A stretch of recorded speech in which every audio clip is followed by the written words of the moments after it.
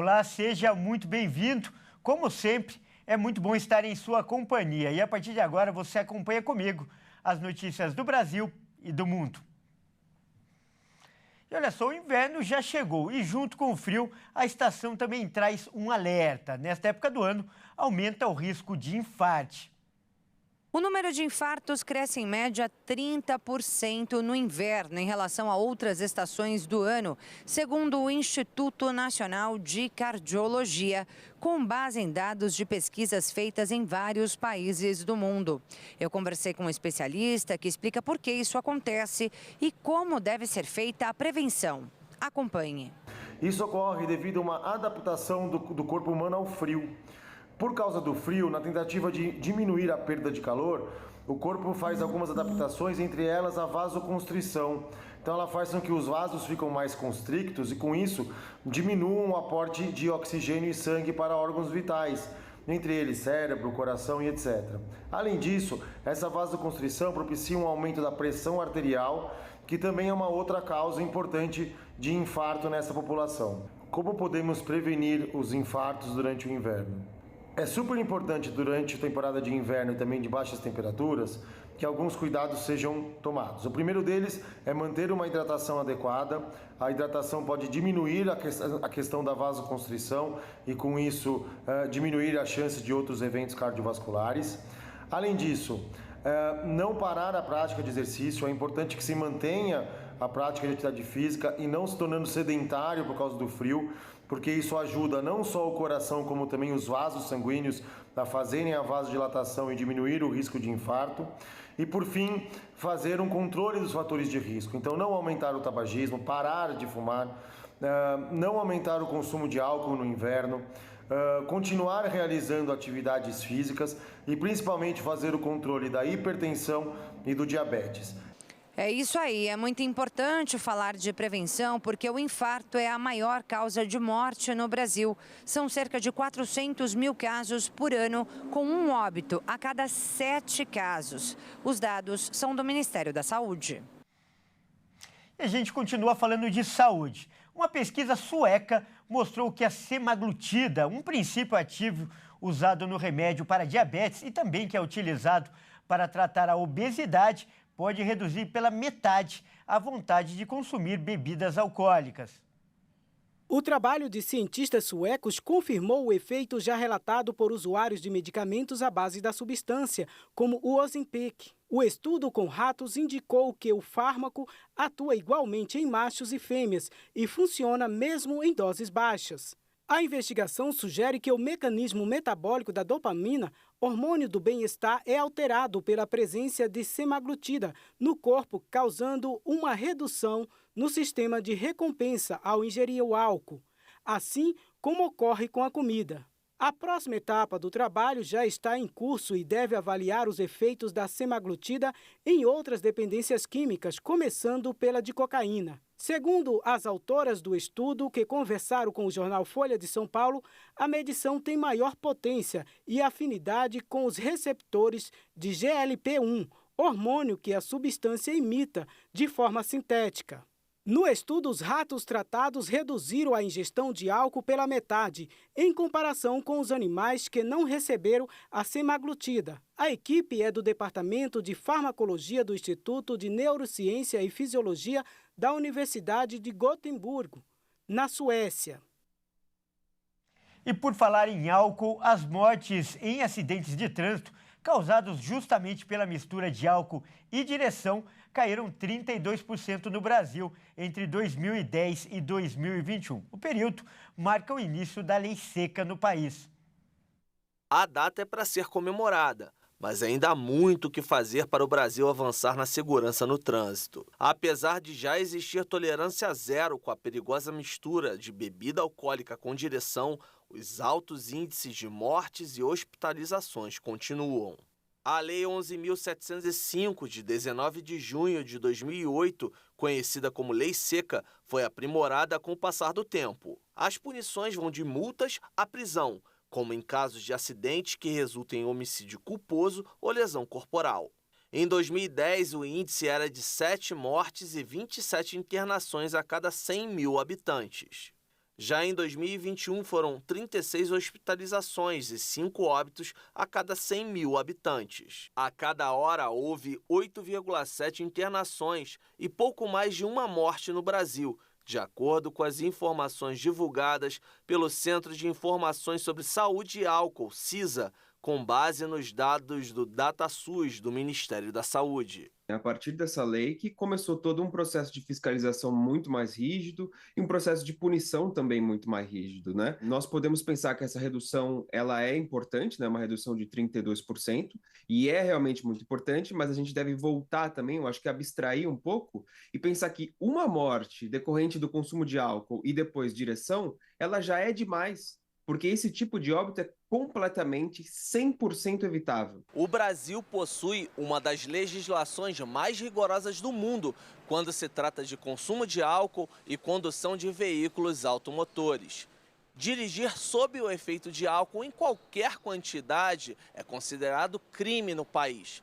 Mesmo assim, segundo o estudo do CISA, 17 estados brasileiros registraram índice de mortalidade superior a taxa nacional de 2021. Tocantins foi a unidade da federação que apresentou a maior taxa de mortalidade, quase 12 óbitos a cada 100 mil habitantes. Já no Rio de Janeiro, o índice foi o menor do Brasil, com pouco menos de 2 mortes. Nas hospitalizações, Piauí está em primeiro lugar no ranking dos estados, com cerca de 85 internações para cada 100 mil habitantes. O menor índice foi registrado no Amazonas, com 11,8 casos. O levantamento apresenta outros dados alarmantes. Foram quase 76 mil hospitalizações e 11 mil óbitos. Pessoas do sexo masculino representam 85% das internações e 89% das mortes. Em relação à faixa etária, a população entre 18 e 34 anos é a mais afetada. Segundo o CISA, cerca de 5,4% dos brasileiros relataram dirigir após beber, e esse índice apresenta estabilidade no país, o que é ainda preocupante, segundo o psicólogo e pesquisador da entidade, Caê Leopoldo. A gente precisa quebrar esse padrão cultural de que é aceito, né, parcialmente aceito, essa combinação de beber e dirigir, porque não é. A gente já sabe, tem muitos estudos científicos mostrando que mesmo uma latinha de cerveja, uma taça de vinho, um shotzinho de destilado já é capaz de atrasar seus reflexos motores, seus processos cognitivos e aumentar a sua chance de incorrer num acidente de trânsito. Para o pesquisador, é preciso que as autoridades locais tomem medidas para reverter o cenário, como aumentar o número e frequência das fiscalizações, além de implantar campanhas educativas. Gosto de dizer que a gente precisa continuar venerando a lei seca e sempre aprimorando ela para que ela consiga, né, sempre pegar aquelas pessoas que tentam fugir dessa lei, né? Eu acho que esse é sempre um processo de gato e rato, né? Você tem que sempre correr atrás dessas pessoas que bebem e dirigem. Isso de novo, é um aprimoramento que vem acontecendo desde 2008, ele é constante e vai ser constante sempre. Na questão do poder público, a gente tem muita coisa já sendo feita. E o processo de continuação disso é justamente, né, capilarizar, entender como que é o comportamento desse consumidor, dessa pessoa que bebe álcool e dirige em cada município, quais estradas eles usam, qual tipo de veículo eles usam, como a gente torna essas blitz mais efetivas, precisa estar mais distribuído, mais concentrado. Todo esse é um processo que vem acontecendo e precisa continuar acontecendo para afinar, para entender e conseguir captar, né, fiscalizar e punir essas pessoas. Vamos falar de economia agora, aliás, com uma notícia bem bacana. O número de mulheres empreendedoras no Brasil ultrapassou a marca de 10 milhões. E esse é o maior patamar já alcançado, de acordo com uma pesquisa divulgada pelo Sebrae. Vamos conferir. Com o passar dos anos, o número de mulheres donas do próprio negócio vem aumentando e alcançando números jamais registrados. Muito desse crescimento se deve também ao avanço da tecnologia e à praticidade para expandir uma loja, bazar, confeitaria de forma online. No ano passado, 10 milhões e 300 mil negócios eram tocados por mulheres, que representam mais de 34% dos empreendimentos brasileiros. Os dados também mostraram que as mulheres conseguiram superar a crise do período da pandemia, quando o número de mulheres empreendedoras caiu ao pior nível desde 2016. O levantamento também mostrou que o número de mulheres empreendedoras que geram emprego subiu de 30% entre 2021 e o ano passado, um aumento de 300 mil mulheres. Mesmo assim, 9 em cada 10 empreendedoras continuam tocando seus negócios sozinhas. Com 38% dos negócios comandados por mulheres,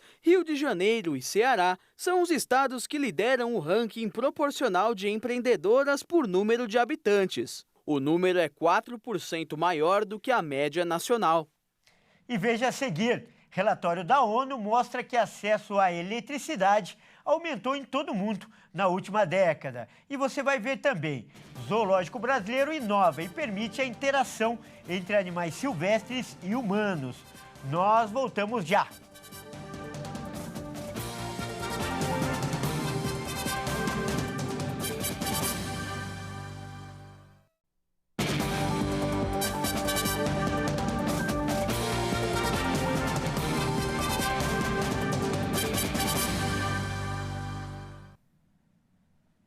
Olá, mais uma vez, seja muito bem-vindo. Nós estamos de volta com o segundo bloco e mais notícias do Brasil e do mundo para você. Olha só, o novo relatório da ONU sobre o acesso universal à energia mostra que durante a última década, mais do que nunca, as pessoas em todo o mundo tiveram acesso à eletricidade. Mas na África a situação não melhorou. Países como a Nigéria, Congo e Etiópia continuam com o mesmo nível de cobertura. A ONU tem 17 Objetivos de Desenvolvimento Sustentável que deverá ser alcançados daqui a 7 anos. Um deles é o acesso à energia confiável e moderna para todos.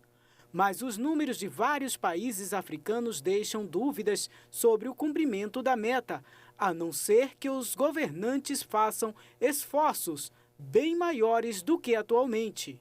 O alerta está no novo estudo publicado pela Agência Internacional de Energia, o Departamento de Assuntos Econômicos e Sociais da ONU, o Banco Mundial e a Organização Mundial da Saúde. O relatório descreve um progresso significativo, mas desigual. Globalmente, o número de pessoas sem acesso à eletricidade diminuiu de 1 bilhão e 200 milhões em 2010 para 750 milhões em 2019. O impacto financeiro da Covid-19 até agora tornou os serviços básicos de eletricidade inacessíveis para outros 30 milhões, principalmente na África. Embora o relatório também conclua que a pandemia da Covid-19 reverteu algum progresso, o diretor da Divisão de Estatística do DESA destacou que isso apresentou oportunidades para integrar políticas relacionadas aos ODS 7 em pacotes de recuperação e, assim, aumentar o desenvolvimento sustentável. O Fundo das Nações Unidas para a Infância fez um alerta. Mais de 1 milhão de crianças foram obrigadas a fugir dos combates entre o Exército e os paramilitares no Sudão. De acordo com o comunicado do Unicef, 330 morreram e mais de 1.900 ficaram feridas. As crianças representam mais da metade da população do Sudão, que tem 45 milhões de habitantes. O fundo diz que mais de 13 milhões e 600 mil pessoas precisam de ajuda humanitária no país africano. Pelo menos 620 mil sofrem desnutrição aguda e metade pode morrer caso não receba tratamento imediato. Os combates no Sudão começaram em 15 de abril entre o exército, comandado pelo general Abdel Fattah al-Burhan, e os paramilitares do general Mohamed Hamdan Daglo, o que arrastou o país, um dos mais pobres do mundo, a uma grave crise. Os hospitais nas zonas de combates funcionam apenas de forma parcial e muitos estão fechados. Em Darfur, onde relatos sobre ataques contra civis são cada vez mais numerosos, vivem 5 milhões e 600 mil crianças, das quais 270 mil foram forçadas ao deslocamento. E olha só, mais da metade da população brasileira está preocupada com o meio ambiente, principalmente com o desmatamento da Amazônia. Os dados são de uma pesquisa realizada pelo IPEC. A cada dia que passa, o brasileiro fica mais preocupado com a poluição, degradação do meio ambiente e desmatamento. Ainda mais com algumas informações divulgadas recentemente, que mostraram a situação da área desmatada na Amazônia. Só no mês de março, a região perdeu o equivalente a 1.000 campos de futebol por dia. O número é 3 vezes maior do que o registrado no mesmo período do ano passado. De acordo com a pesquisa realizada pelo IPEC, a grande maioria dos brasileiros acredita que os governos e as empresas podem ajudar a resolver o problema. E também discordam da prerrogativa de que é preciso desmatar para que a economia do país cresça. Outro ponto importante revelado pela pesquisa é que cada vez mais os brasileiros se interessam por votar em políticos que têm políticas em defesa do meio ambiente. Essa preocupação e interesse pelo tema colocou os brasileiros como uma das populações com maior grau de conselho sobre mudanças climáticas. 94% da população afirma que as mudanças estão acontecendo. 74% consideram que o fenômeno é causado por atividades humanas. E somente 12% acreditam que o fenômeno tenha causas naturais sem o papel do homem. Os dados também mostraram que os brasileiros são mais preocupados com o clima do que a população de países do primeiro mundo, como os Estados Unidos, onde apenas 16% das pessoas dizem que o aquecimento global prejudica eles e suas famílias. Olha, e por falar em natureza, um zoológico brasileiro inovou ao permitir a interação entre diferentes espécies de animais silvestres com os seres humanos. Vamos ver como funciona? Os animais silvestres são aqueles que nascem e vivem livres em um ecossistema natural nativo, aquático ou terrestre. Eles são fundamentais para a preservação e a manutenção da biodiversidade no mundo, pois são responsáveis pelo equilíbrio da cadeia alimentar. O país tem atualmente 1 milhão de espécies conhecidas. O assunto é tão sério que esse ano a Organização das Nações Unidas celebrou o Dia Mundial da Vida Selvagem e o secretário-geral da ONU, Antônio Guterres, ressaltou que é hora de refletir sobre a proteção da diversidade de vida do planeta. Uma lei criada em janeiro de 1967 proíbe a utilização, perseguição e a caça desses animais na natureza. Para tentar melhorar o índice cada vez maior de destruição das espécies, um pequeno zoológico em Porto de Galinhas permite desde 2019 que os visitantes tenham uma aula de conscientização e educação ambiental enquanto se divertem e conhecem o zoo.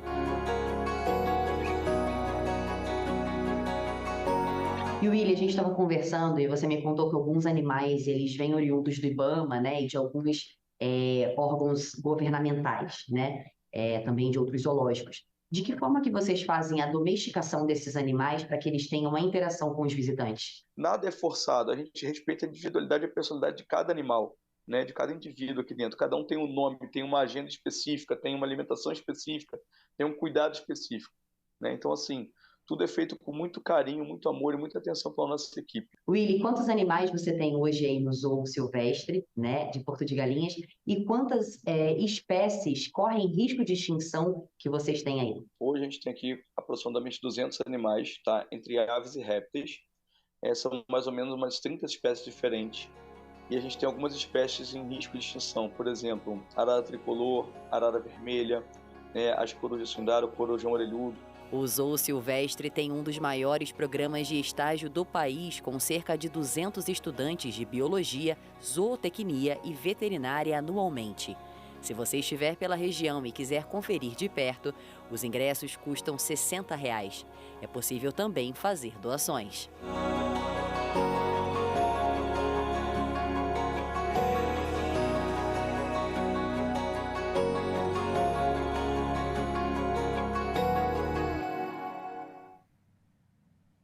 Bom, esta edição fica por aqui. Eu agradeço pela sua companhia e convido a continuar ligado em nossa programação. Até mais!